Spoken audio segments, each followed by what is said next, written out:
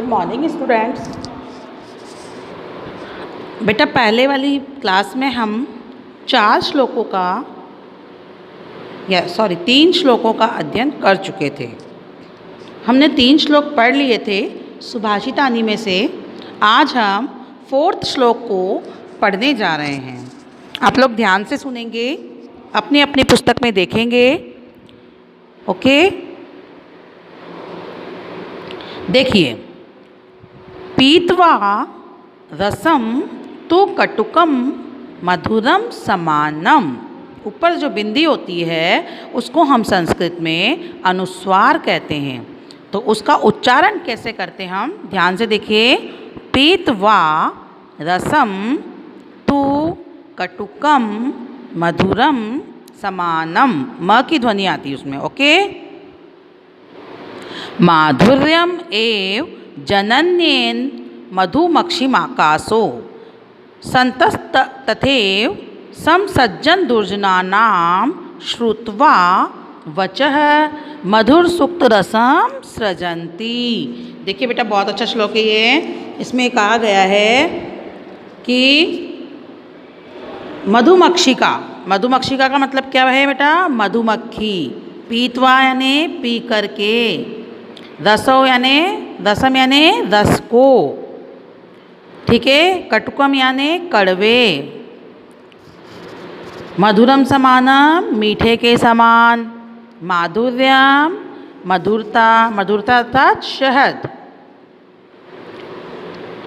क्या कह रहा है कि जो ये मधुमक्खी होती है वो क्या होती है? वो कड़वे रस को पी करके भी, मधुमक्खी फूलों का रस पीती है ना, भंवरे भी पीते हैं। या मधुमक्खी भी जो होती है वो दूसरा मतलब छत्ता बनाती है अपना, तो रस पीती है, कड़वा रस पीती है।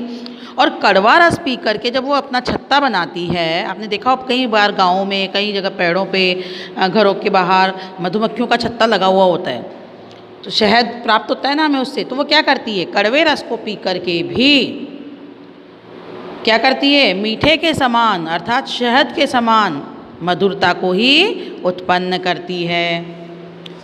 ठीक उसी प्रकार, तथैव यानी उसी प्रकार, संत यानी सज्जन व्यक्ति, संत व्यक्ति क्या करते हैं? दुर्जना नाम श्रुत्वा वच, दुर्जनों के वचनों को सुन करके, वे दुर्जन व्यक्तियों के वचन सुन करके भी क्या करते हैं? सज्जन के समान मधुर सुक्ति रस का निर्माण करते हैं। यानी कि जो सज्जन व्यक्ति होता है, इसका बताया गया लक्षण कि जो मधुमक्खी होती है ना, वो क्या करती है? कड़वे रस को पी करके भी हमें क्या बना के देती है? शहद बना के देती है, मीठा प्रदान करती है, अच्छा प्रदान करती है। उसी प्रकार, ठीक उसी ही प्रकार सज्जन व्यक्ति दुर्जन व्यक्ति के वचनों को सुन करके भी क्या करता है? इधर भाई हम भी आपसे बार बार कहते हैं ना, कितनी बार कि जो गलत बात है उस पर ध्यान मत दो, गलत संगति में मत रहो। गलत संगति को अगर आप देखते भी हो तो इधर से सुनो, इधर से निकाल दो। अच्छे वचनों को ग्रहण करो, अच्छाइयों को, किसी भी व्यक्ति की अच्छाई को ग्रहण करो, बुराई को ग्रहण नहीं करो। तो उसी प्रकार सज्जन व्यक्ति क्या होता है कि वो दुर्जन व्यक्तियों के यानी कि बुरे वचनों को सुन करके भी क्या करता है? सज्जनों के समान मधुर, संत लोगों के समान मधुर और मीठे वचन, सुक्तियाँ, ज्ञानदायक बातें, वही क्या करता है? प्रदान करता है या उसी का निर्माण करता है। क्लियर? नेक्स्ट देखिए बेटा, अगला श्लोक। विहाय पौरुषम यो ही देवमेवा अवलंबते प्रसाद सिंहवत तस्य मूर्धनि तिष्ठन्ति वायसा। देखो, विहाय यानी छोड़ करके, वि उपसर्ग है और ल्यप प्रत्यय इसमें, ठीक है। जो व्यक्ति, किसके बारे में बताया? यो यानी जो व्यक्ति पुरुषार्थ, पौरुषम यानी पुरुषार्थ को या परिश्रम को छोड़ करके वस्तुतः किस पर आश्रित होते हैं? अवलंबित यानी आश्रित होना, देवम यानी भाग्य पर, यानी कि जो व्यक्ति परिश्रम तो नहीं करता पर किस पे आश्रित हो जाता है? भाग्य के भरोसे, भाग्य पर आश्रित होता रहता है। तो वो कैसा होता है, जैसा कि प्रासाद सिंहात तस्य मूर्धनि, मूर्धनि यानी सिर पर, प्रासाद सिंहवत, प्रासाद सिंहवत मतलब महल के द्वार पर स्थित सिंह की भांति। भाई महल पे, महल होते हैं ना, मंदिर महल होते हैं, आपने देखा उस पर द्वार बना होता है, बाहर मेन दरवाज़ा होता है, मुख्य द्वार, उस पर ऊपर शेरों की मूर्ति होती है।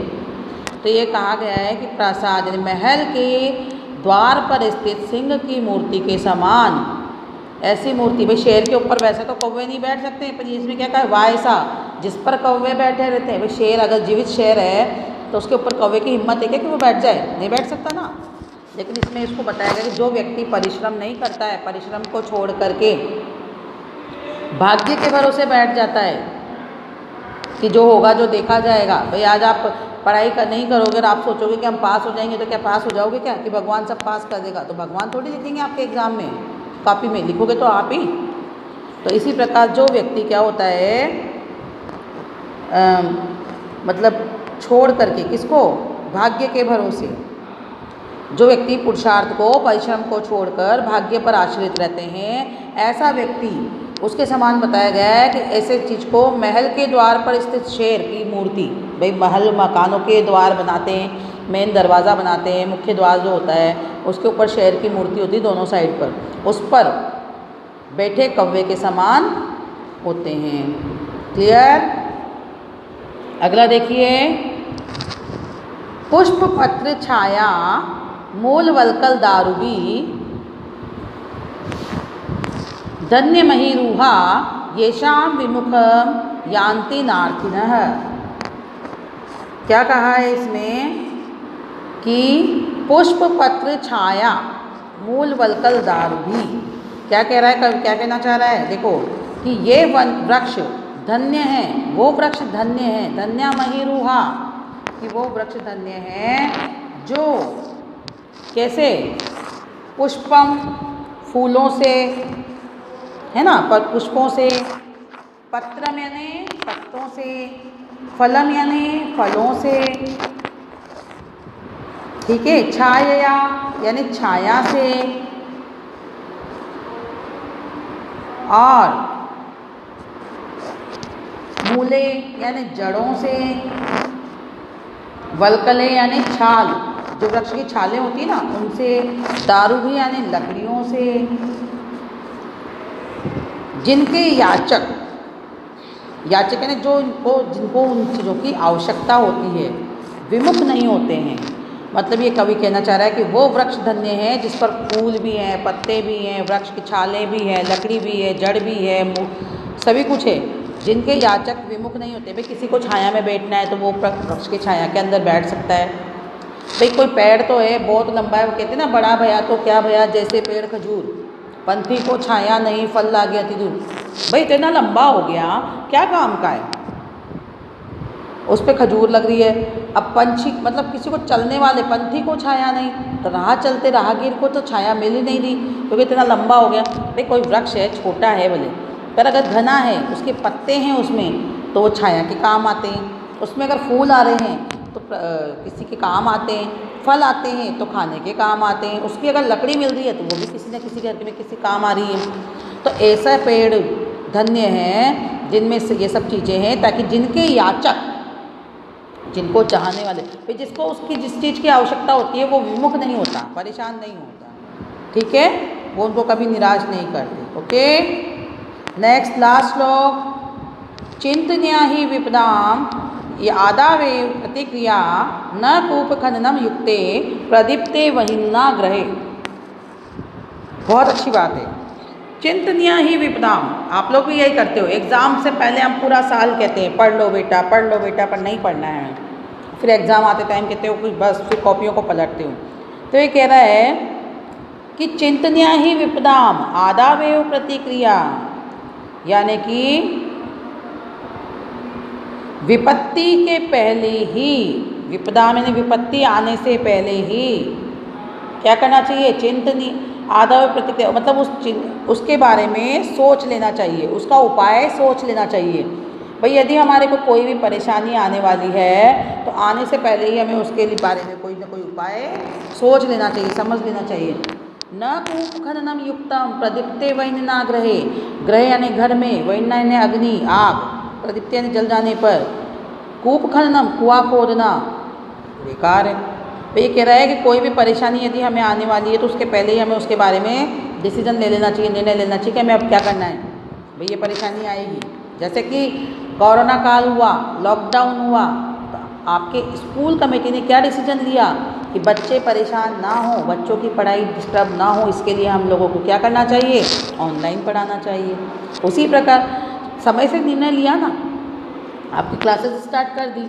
इसी प्रकार भाई ये कह रहा है अगर कोई भी विपत्ति आ रही है तो विपत्ति आने से पहले हमें उसका उपाय सोच लेना चाहिए, क्योंकि घर में आग लग जाने के बाद कुआं खोदना बेकार है। भाई इधर तो घर में झोपड़ी में आग लग रही है और इधर आप कुआं खोद रहे हो, कुआं खोद के पानी निकालोगे फिर आग बुझाओगे, जब तक घर का क्या हाल होगा ये आप भी जान सकते हो।